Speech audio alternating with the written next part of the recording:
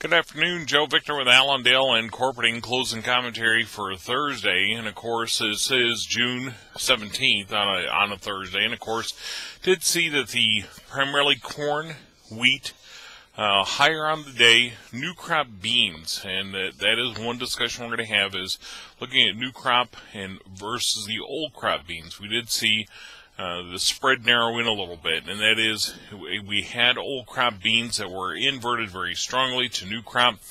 I'm going to give you some support and resistance levels. Support for July versus November. Support comes in at 20. Resistance comes in at 45 cents. At the same time, another spread to look at.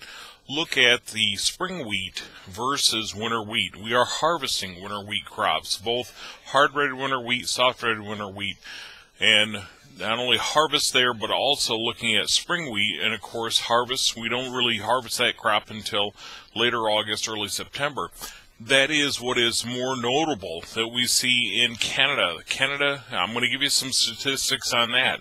As far as exports, they are the #1 exporter of canola. Yes, Canada is the #1 exporter of oats.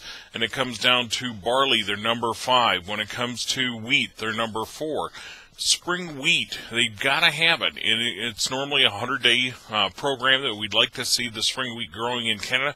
Put a fork in it. It's done. It's over. Crop insurance comes in this Friday for Canada, and already they're at least cutting close to a 3-week delay in planting. Rains are not going to stop, and it's not just in Canada, but it's also North Dakota, Montana, as well as northern Minnesota.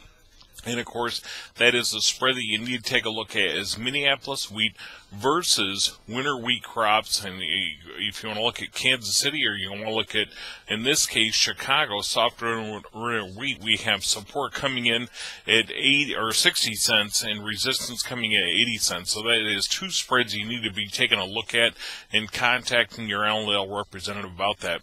Crop tour. Drove an hour west to here yesterday. It was an hour west in Rockford, Illinois, down through central Illinois, Bloomington Normal, and then southwest into Springfield.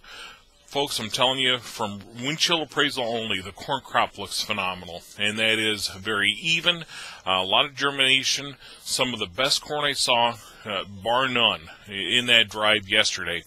For beans, they need help. They got to get the heat, humidity.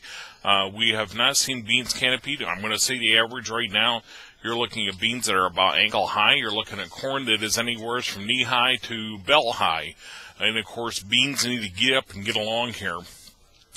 For the Smithfield made an announcement today. Investors, what they're doing is they're saying, hey, we're no longer going to hedge our hogs as far as being in a short position. That should be supportive to the August contract, August futures. And of course, as our director of research, Rich Nelson, pointed out, if Smithfield's going to leave the room and is longer going to be a hog hedger, what that is supportive to the market. And you can feel the pressure. That is something that Rich has been very adamant about. You can feel the pressure from the investors saying, hey, quit hedging.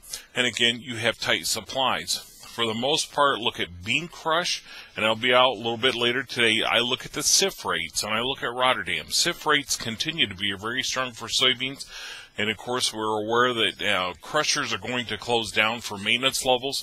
We figure that, again, part of the reason why you saw old crop lose some steam to new crop on the soybeans. Any questions or comments that you have about the daily report, feel free to give us a call, 800-2-MARKET. That's 1-800-262-7538. This is Joe Victor, closing commentary for Thursday, June 17th. We'll be back with you tomorrow morning. Thank you and have a good day.